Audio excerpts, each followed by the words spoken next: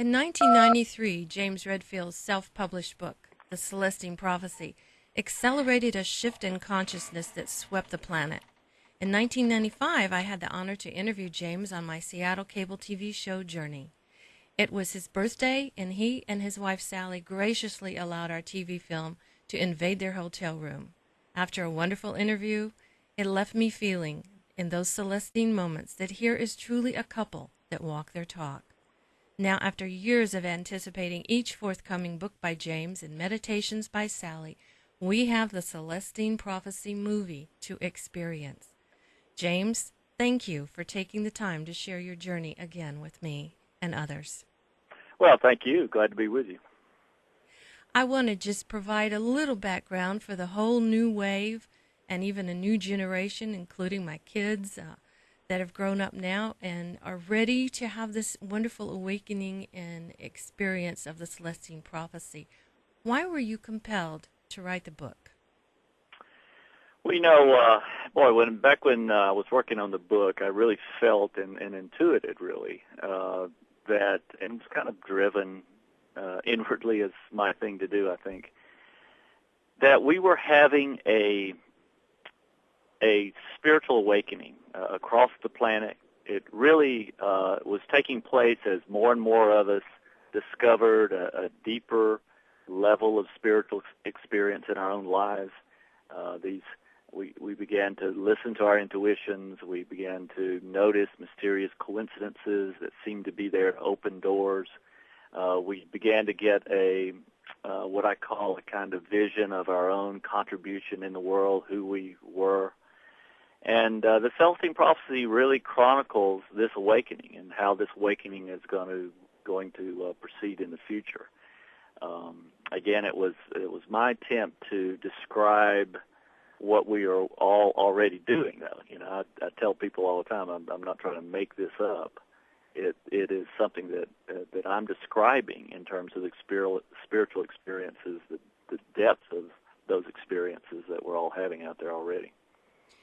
Well, I know that we each waited for the next segment, the 10th Insight, which you wrote, and The Secret of Shambhala, which was beautiful, beautiful stories, which gives us an idea of a vision that if we can hold it.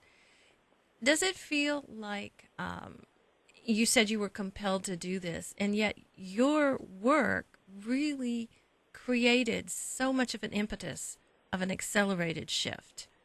So it's like you played into something that was so much grander in scale. Well, I think that people recognize these experiences in their own lives and the way the book described them and illustrated them in a story.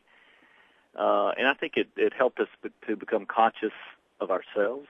The fact that the book was, on the bestseller list, New York Times bestseller list for 3 years, that it was the number one American book in the world for 2 years.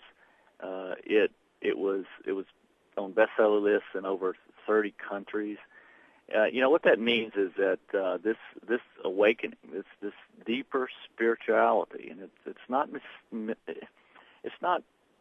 something that's not understandable. It's very understandable. It's a natural part of our evolution as we simply find a deeper spirituality. And it just, the popularity of the book, the way the book was passed from hand to hand, it just shows that this awakening is in fact happening. It was happening then, and it's still happening in spite of what we see out there in the world that look like challenges. Yes, and I would like to ask you a few questions a little later about some of those challenges, but at the same time, I do know that the best way to assist people is often to hand them this book, which has been my great privilege to do on several occasions. And yet you do point out the getting it, the timing has to be a very personal and an individual experience. We really can't go about saving people. We have to honor their point in evolution. And I guess there's a bit of frustration, when we really want to help somebody. Well, look, I think that we all want to do all we can to improve the world, and especially as there's so much conflict out there, we want to help with that. All of us have some contribution we want to make to the world, some truth we want to deliver. And what we have to do is just be true to that journey, that personal journey, and talk truthfully to the people that cross our paths.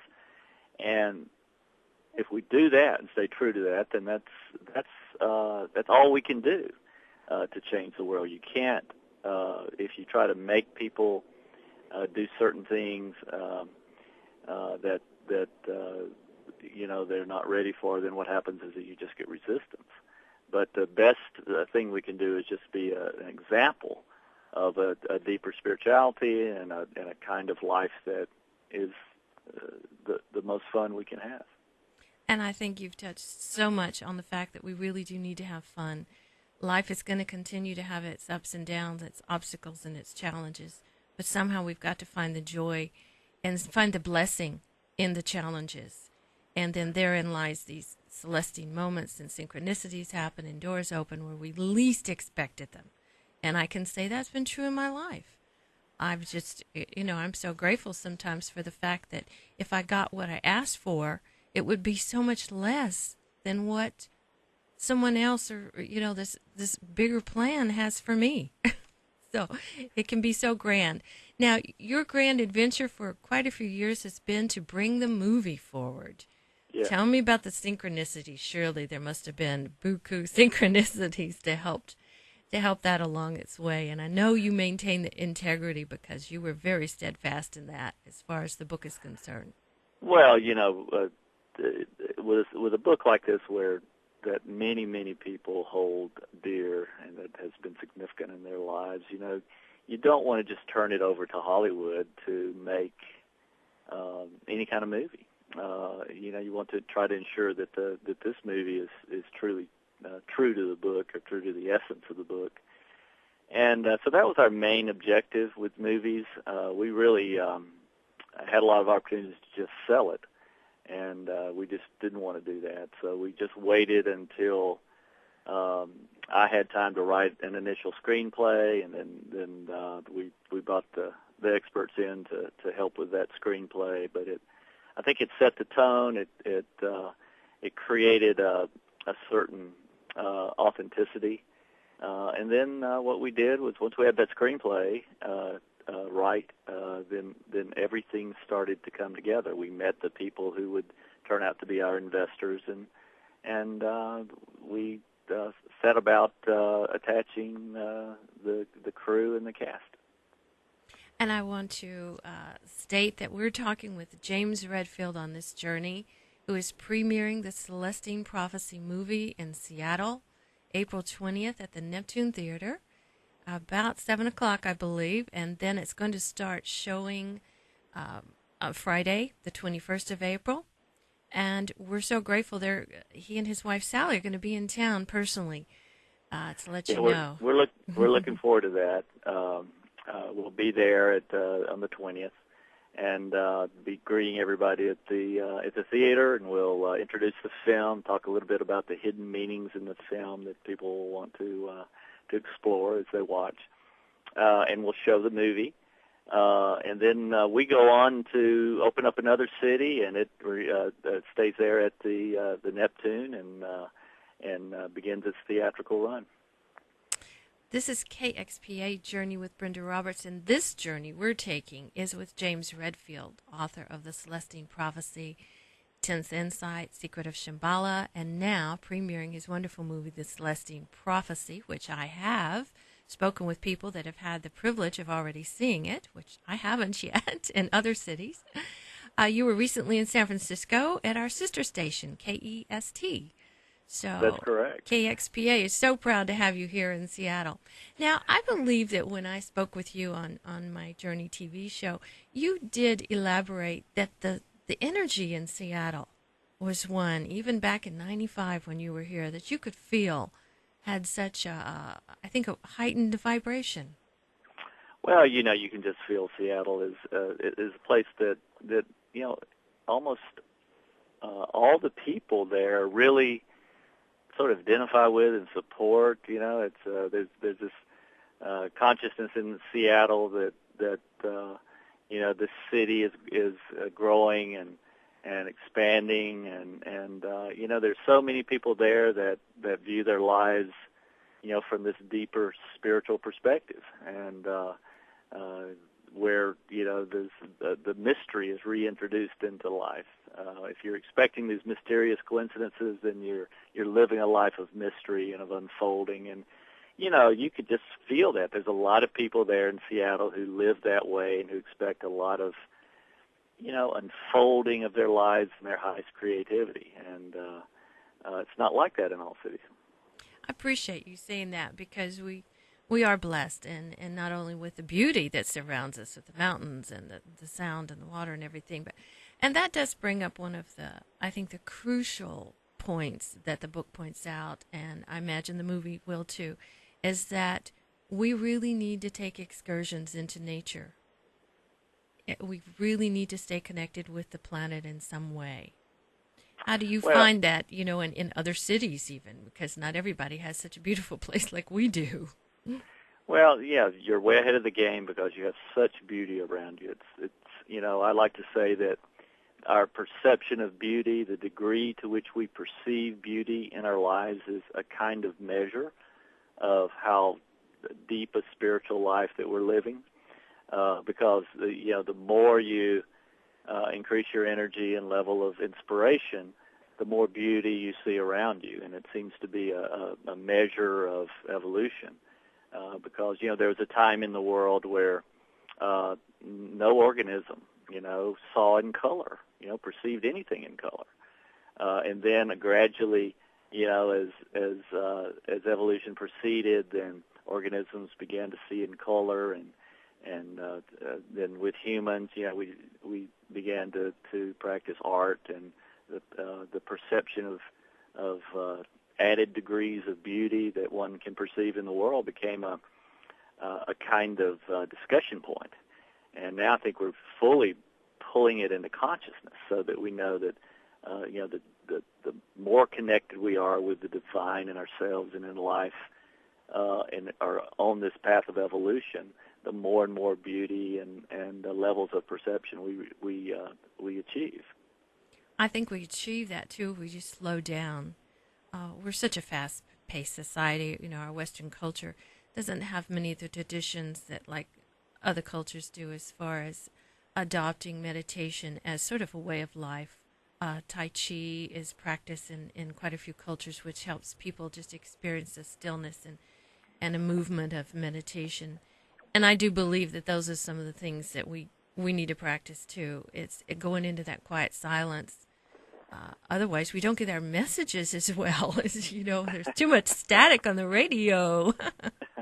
Well, the idea, is to practice, because the more we intend that our perception expand, that we become more and more conscious of these guiding intuitions that we all have, and put those and begin to follow them, then the more magic our lives begin to be, and we feel like then we're on a path, and the world is sort of cooperating and opening up opportunities for us, and we don't miss them. We're not just running through life, but we're cognizant of the meanings of these coincidences and the way we meet people by chance, and that's the path that represents this consciousness. It's not anything far out or way out. It's about really just being conscious, and carrying the intention that we're going to live a more mysterious and life, and that we're aware of the sacredness of it all. I love to hear people tell some stories in their life, and they say, wow, that was really lucky, or boy, I had a streak of good luck, because that's my opening. And I say, I would like to look at that as one of your Celestine moments. And by the way, have you read the book? Because if you like that good luck, there's so much more in store for you in the form of synchronicities and magic and that's mystical. Right. One thing we could say too is that this perception is not the domain of any particular religion or spiritual viewpoint. It's people are awakening to this level of life from within all religious viewpoints. There's, regardless of what we call ourselves, if we reach a deeper spirituality, what happens is that you get these experiences. So it's something, the level of these experiences and the particular experiences that we have really represent a kind of unifying factor between all the different religions and spiritual paths. It's something that we have in common. It's almost like we're hardwired for this. I think it is our innate nature to be in search of and to be seeking. In the book you do mention that restlessness that's within us. We're continuously wanting to have an experience that brings us closer to our source, closer to being that true love that is in our life. We're seeking it outside ourselves when, granted, if we slow down long enough, I think it'll find us because it's there all along. Well, you know what? One of the key insights or steps into this consciousness is when we discover that, we can connect inwardly with the divine source, with God. And it's one thing to believe, and that's a good thing. But until we have the actual connecting experience where we can say we're connected to this energetic force within us, it's only that. It's only belief. It's only in a position to connect, but not connecting. So I think that that's a key step where we don't just think it's a matter of belief. It's a matter of direct experience, and that in this sense, the experience is the evidence that this kind of life is available, and if we practice and intend it, it can begin to occur for any of us, wherever we are, no matter what's going on in our lives. I have a very dear friend who I've known for 15 years who helped me do camera on my radios.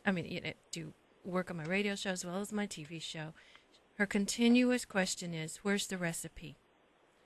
Where's the recipe for getting it? Because, we keep saying you have to go within, and she's adamant. She says, if I hear that one more time, I'm going to choke the person that...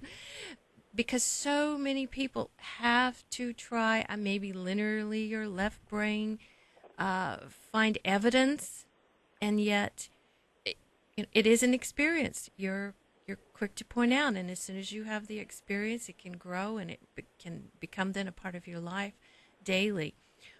What, though, could you offer as a recipe? Is there anything that you could say, if you do this or do this, perhaps it will open the door to that experience?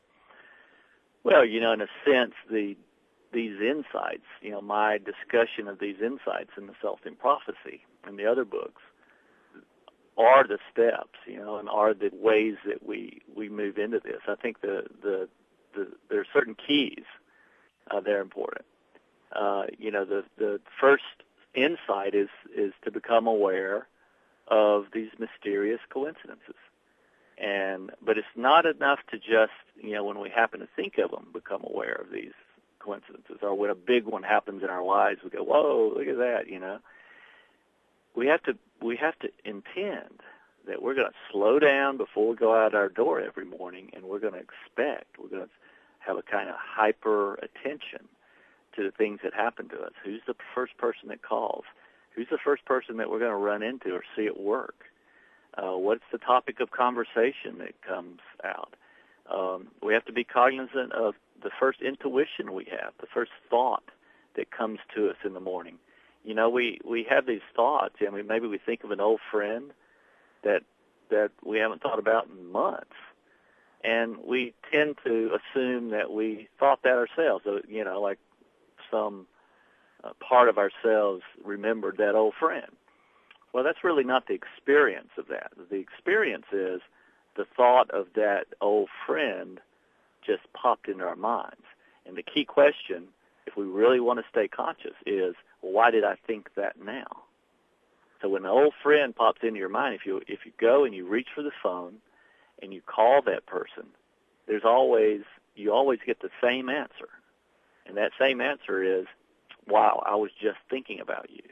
That has happened, yes. I love that. So that. we're linked with each other, but we have these intuitions about what to do in life. And if we get an intuition to call an old friend, we talk to them, it's always a synchronicity there. If we really explore, there's something that we're investigating in our own lives that they have just found out about themselves, and they can give us that information, and it feels almost destined that we get that information at just the right time so that our lives feel like they're evolving forward.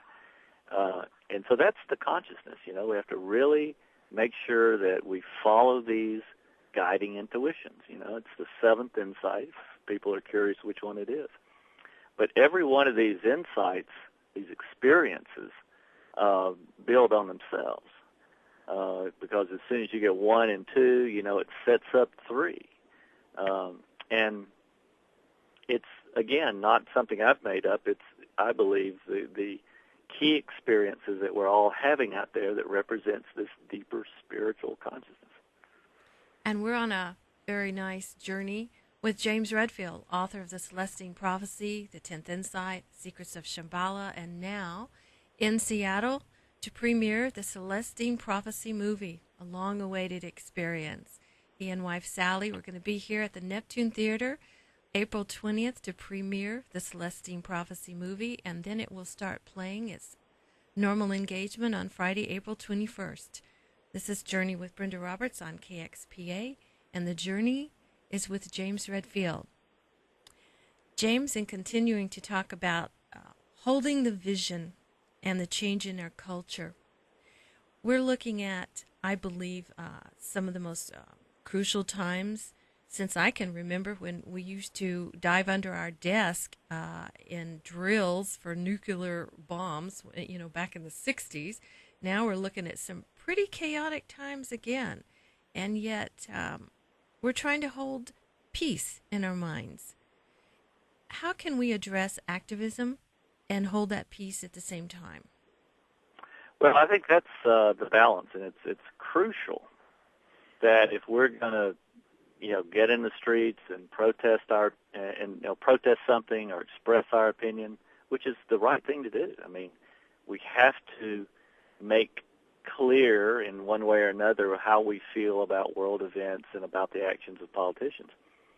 But at the same time, we have to stay in a spiritual space, I believe, to really be effective. Because if you start name-calling and if you start condemning and dehumanizing either the terrorists on the other side or the politicians on this side, what happens is that we find ourselves on the wrong side of the equation, where you're actually adding hate and discord to the world.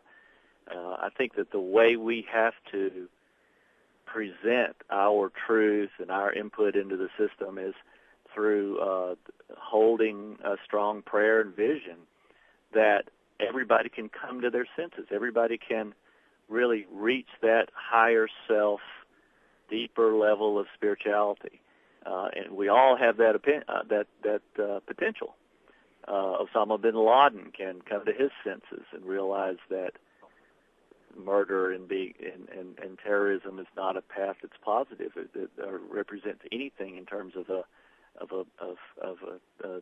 all he can be. And the same thing for politicians. We have to hold that they too can come to their senses. And if we disagree, we say we disagree, but we have to really make sure that we are on the right side of the energetic equation and be able to express that with love. All the scriptures, every religion, by the way, say, you have to pray for your enemies. You have to love your enemies. And that's why, because the energetic there, whatever we do, has to have an uplifting energetic, or we just create a negative reaction by the people that we're trying to influence. I believe it could be as subtle as if you want to hold up a sign and protest, instead of saying wage peace, think peace or choose peace, such that it is just a little shift. And when people see that sign, it's not falling into the negative energy of warring, and beating out evil or darkness or whatever they want to call it, but to subtly then grow the peace. I do hear often that it seems too simple for us to sit and meditate and pray, and how could that actually be having an effect on something? And I do know that our prayers do not to be need to be petitions anymore, but as you point out and others are pointing out, we have been praying sometimes wrongly, and that we need to see the end result instead, and bless the fact that peace can be here, and then see it. So just that message alone, there's so many subtleties here in this spiritual path. Well, yeah, we're learning how much influence we have energetically and prayerfully. I mean, if you look at the research on prayer, you know it's obvious that it works. There's been enough research on prayer now to see that it actually works. Prayer is a force that goes out from us and influences the world. The important thing to know, though, is that the please God, or the beseeching prayer, it also works. But the strongest prayer is the affirmation. Thy will be done, thy kingdom come. It's an faithful affirmation.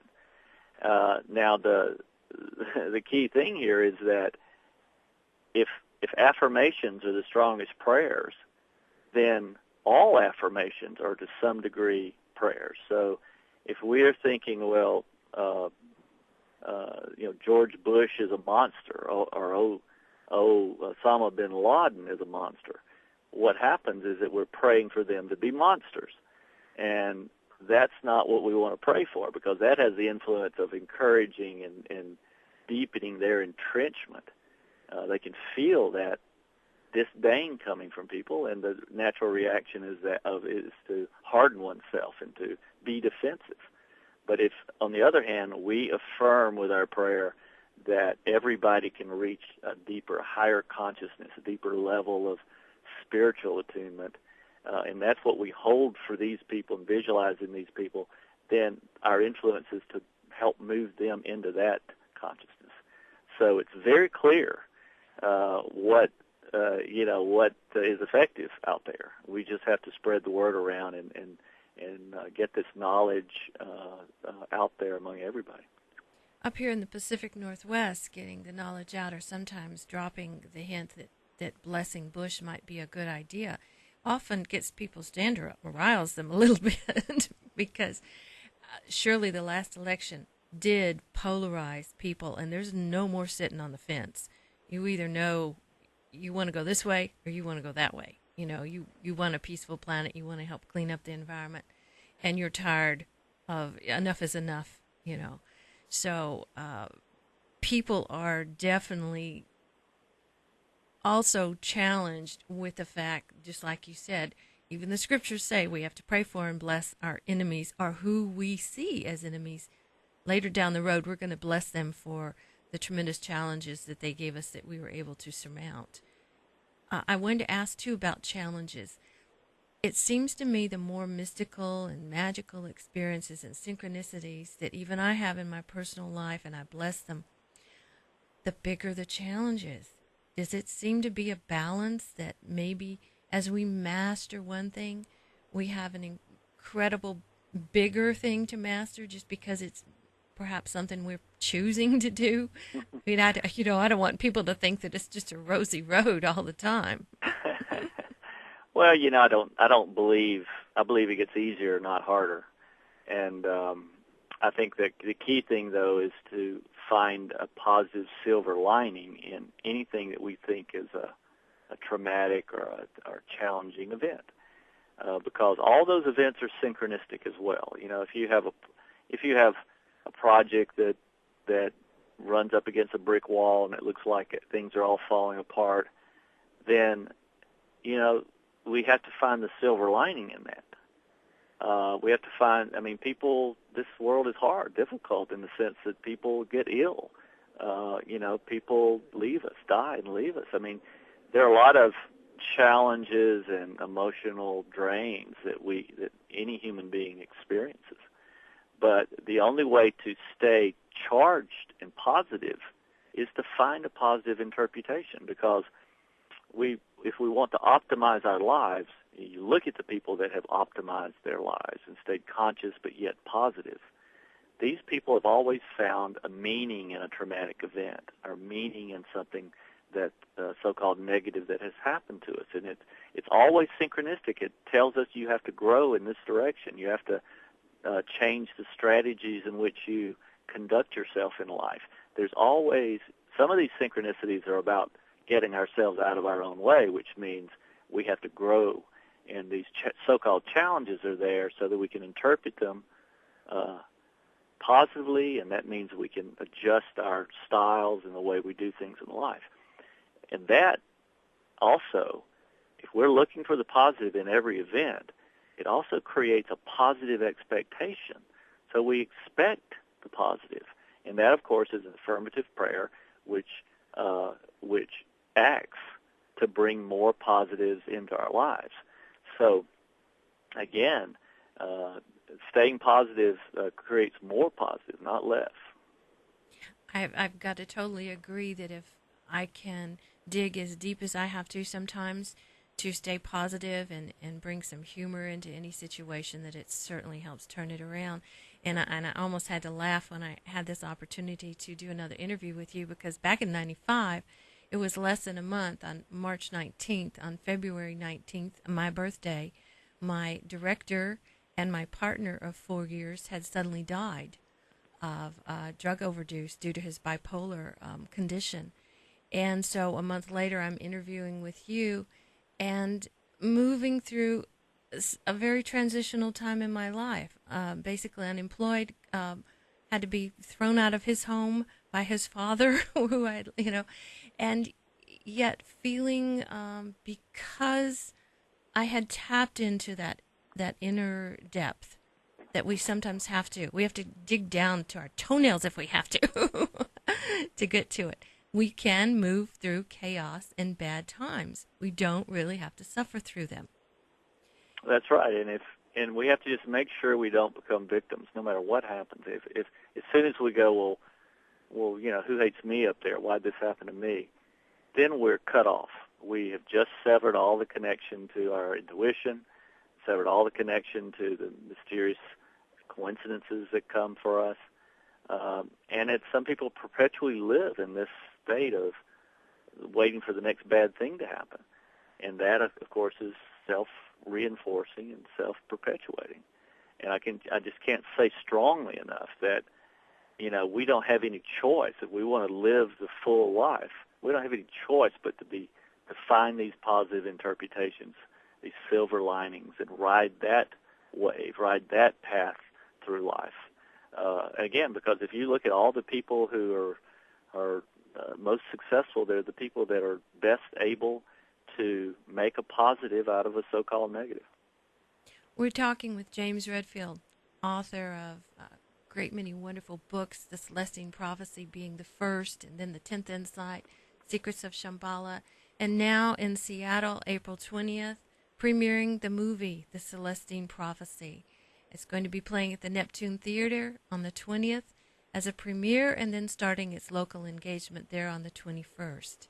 And James Redfield and wife Sally are going to be in town greeting us and sharing a journey with us. And this is Journey with Brenda Roberts on KXPA 1540.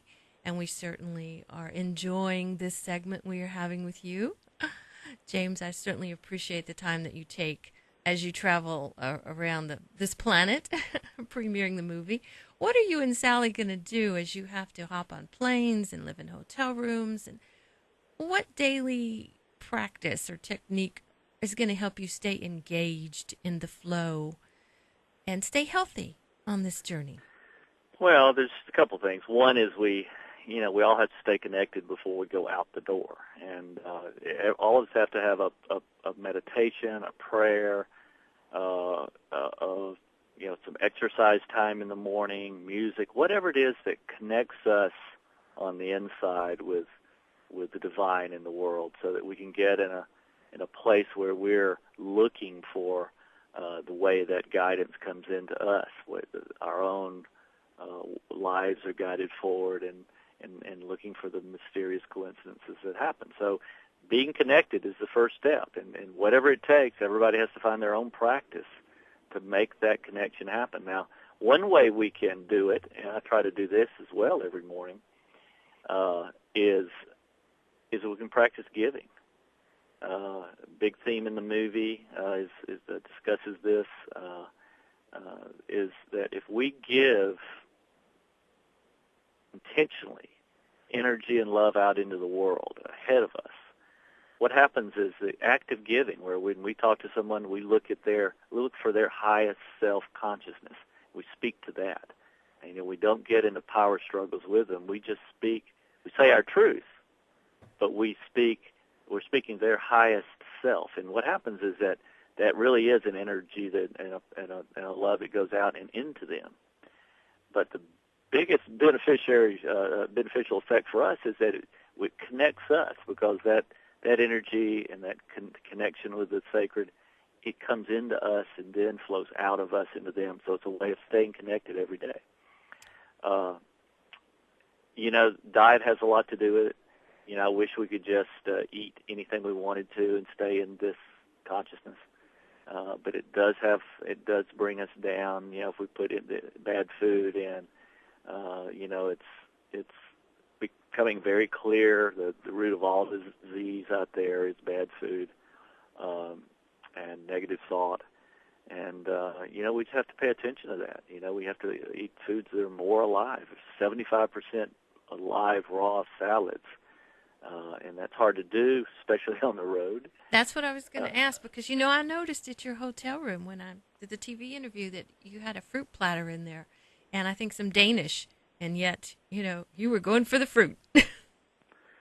Well, you have to eat a lot of foods, and not even too much fruit. It has to be, raw vegetables and salads and green.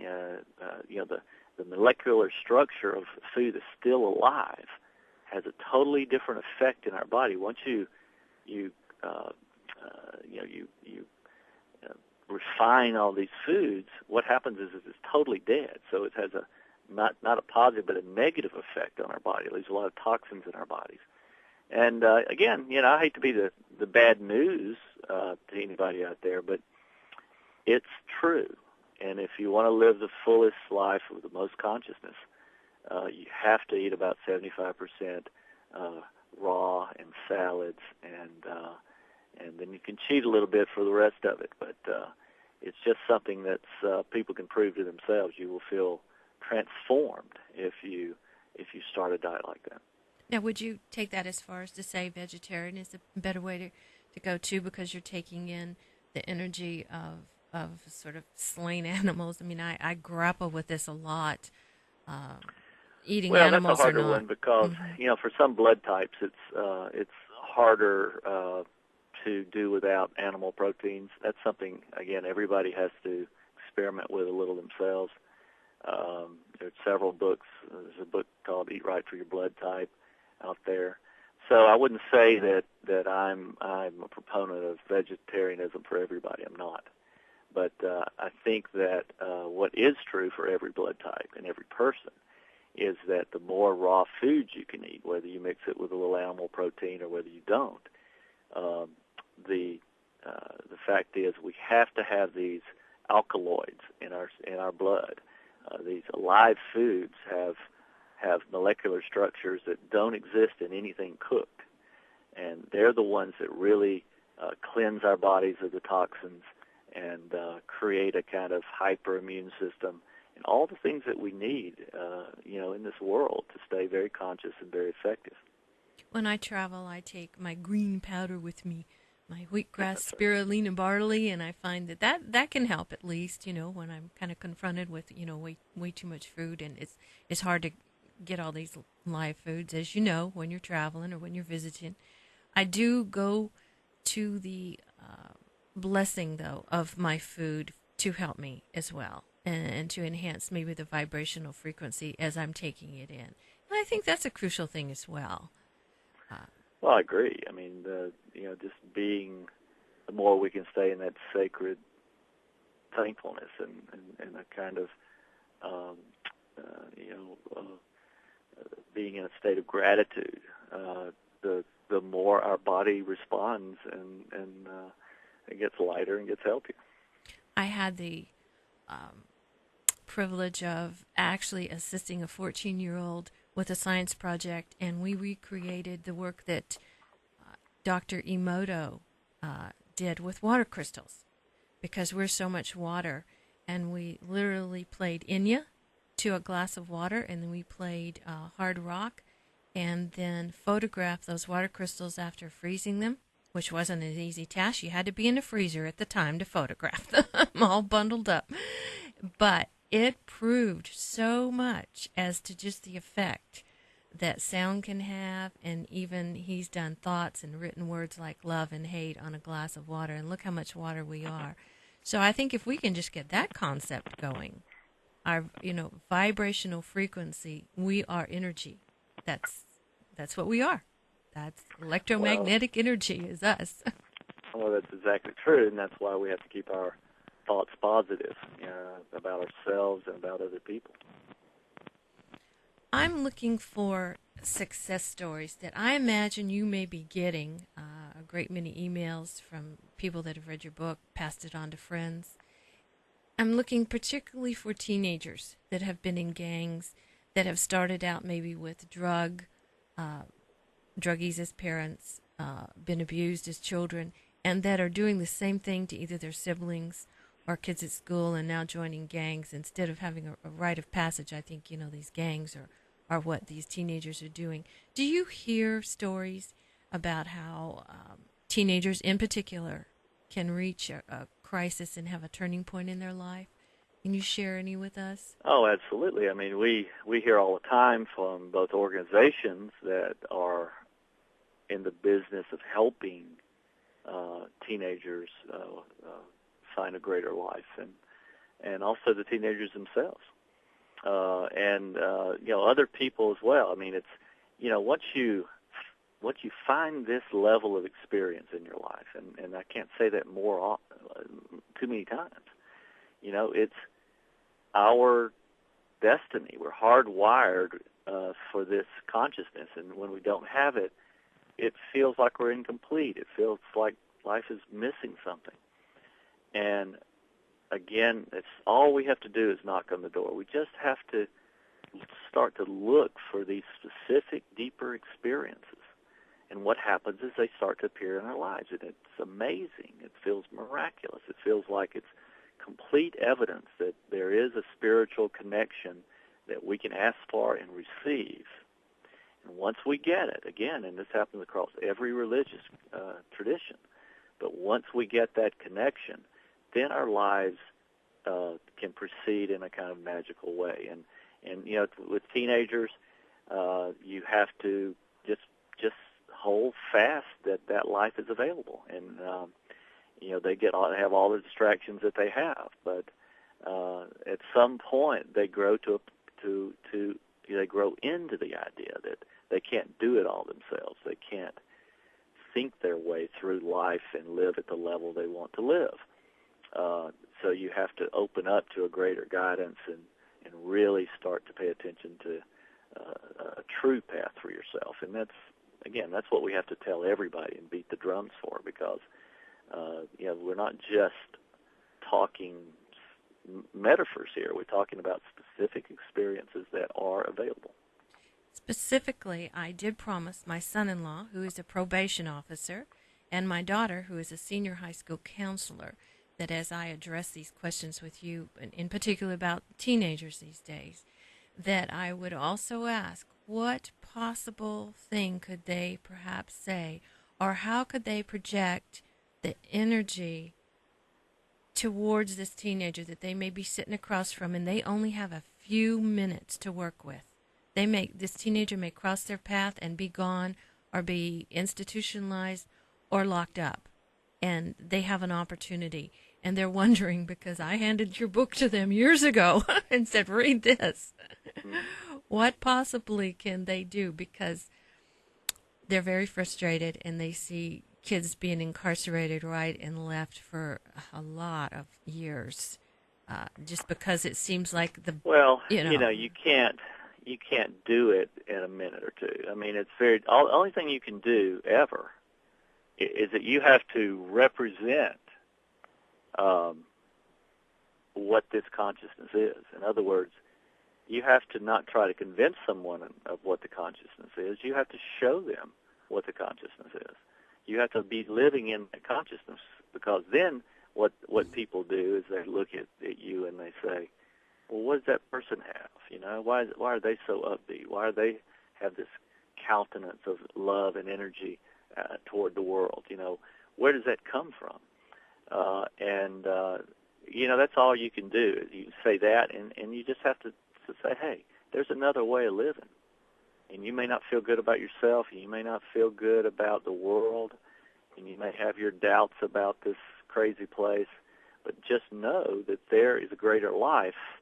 But you have to slow down. You have to surrender the fact that you know, control a little bit. You have to admit that you don't know everything there is to know. And sometimes when you talk that directly and honestly to kids, you know, they appreciate that. You know, they may not show it because it's not cool to show it, but they hear it. And it's just, you just have to hold the vision when you're talking to them. And you know, that's what worked with me. And when I worked with in a counseling situation for many years. And you know, it's what I would advise anyone to do out there. I do believe, too, do we connect at other levels with people by the projection of our love if we're really coming from our heart and opening up? Isn't that reaching yet another level that at some point in time may help them get through to them? Well, that's, you know, honesty and authenticity is one of the barometers of this. You know, we have to be honest, we have to be authentic, and you know, it's the easiest way to live anyway, where you're just telling the truth. If you don't know something, you say, I don't know, and it's liberating to fall back into that position, and then watch your life start to go forward very mysteriously as you follow up on intuitions and guidances, and look for opportunities. You know, this is not new. This is what the mystics of every religion talk about doing. To some degree, we have to surrender control over our lives. Not, and I'm not saying don't be rational. We can be rational, but there's a whole other part of the brain, it's the intuitive part, and we have to wait and listen for that and get clues into what we should do next with our lives. So it's, you know, again, it's the real juice about life when we can really start to get these experiences and start to feel like we're on a path, and that path starts to work for us. The path we're on, the journey we're taking, is with James Redfield, author of the Celestine Prophecy, and premiering the Celestine Prophecy movie in Seattle on April 20th, and it will start its engagement on April 21st here in our beautiful city, and they're going to be here in person, Sally and James. And I just wanted to let you know that this journey we're taking is going to continue for a few minutes more. We want to talk, though, next, James, another question that a great many people ask is about being the warrior, the spiritual warrior, but the peaceful warrior, looking at the fact that we still feel like battles have to be won by, you know, beating the other person. And where can people be courageous and become heroes in this new world we want to create and hold the vision for? What are the heroes there? Well, the heroes, I believe, who are breaking the leading edge of evolution out there are the people that are living an authentic journey. You know, and in which people who don't get into power struggles. In other words, you know, if you're giving energy and you're connected yourself, you can't be insulted. You know, if someone says something that sounds insulting, you just respond honestly to them about what you really think, and you if they have something, truth that you need to listen to, you listen to it. But you don't. You know, a power struggle is a sign of weakness, is a sign that we're not connected, you know, that we have to win to feel good about ourselves. And you never can do that, no matter how well you win over someone and how much energy or dominance you have over them in life. It's a well that runs dry, and you have to keep doing it. And the strongest position is one in which you're connected and you're given love and you're given positive energy to everybody you talk to, no matter what they're saying to you. That's a position, that's the heroic in this age. Going out and winning battles is not effective. I'm not saying you don't put serial killers in jail. Yeah, you capture them and you put them in, you keep them from hurting other people. I'm not for total non-intervention with people. You have to intervene with some people like that physically. But you also can hold always that these people can grow into a higher part of themselves into a greater spiritual consciousness. I do believe there's still dragons to, not to slay, but tremendous challenges, and yet, one of my kind of totems is a dragon for protection. So here's an image yet in and of itself, playing around with the dragon tail books with my granddaughter, where, here's something that used to be fearsome or scary, and yet, we're starting to embrace so many things that used to bring us fear and, be shadowy or scary. So I'm kind of loving this journey. It's really getting to be exciting. I mentioned my granddaughter. We take a walk in the woods every chance we get.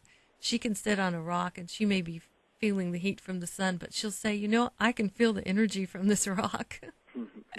She rubs her hands together and she holds it over her food and blesses her food.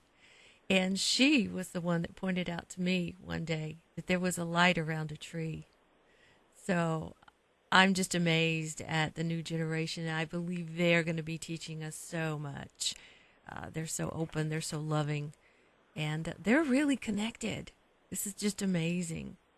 Well, you come into this world connected, and culture and society sort of teaches you to be defensive.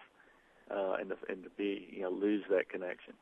And I think that the more of us that hold this way of life, the more, and I think that's where we are. That's the great effort that needs to be placed right now, and that is to connect, to create a community, to talk to kids about this, to show that there's a higher consciousness we can hold, and the higher, the more of us that can hold this higher consciousness, the easier it is for other people to get into this consciousness and for kids to stay in it as they mature in life. We're going to have a wonderful opportunity to talk with your wife, Sally, as well, and I certainly appreciate that. I'll be talking a little bit about, the feminine energy and parenting, and looking forward to grandmotherhood and things like that. But as we wrap up, what's in your future, James? What can we look forward to from you? Well, it's really fun getting the Celestine Prophecy movie out. We invite everybody to come to our city opening, and let's amp up the energy in the theater. Let's set a kind of intention for the course of the movie in the city, because we think that the movie is an example. It's a kind of an energetic, feeling example of just what we're talking about here. And, it's almost like a model. You see this man awaken in a journey that's in a movie, and you see it all happening. And what it does is set a kind of template or a reminder for what the journey of life is really about. And to that extent, I think it's sort of, I said we're hardwired for this consciousness, and I think it just sort of can activate it in the world. I feel that strongly about the movie. So I hope that everyone will hold that vision as well and meet us there and invite somebody to come see this film. Absolutely, and I want to thank James Redfield once again for sharing his journey of the Celestine Prophecy with us, and the years and years of work, the dedication, putting out the intent. And I do encourage everybody that hears this to amp up and to continue to hold the vision, as he so aptly pointed out. Thank you, James, once again Thank for you. a wonderful journey.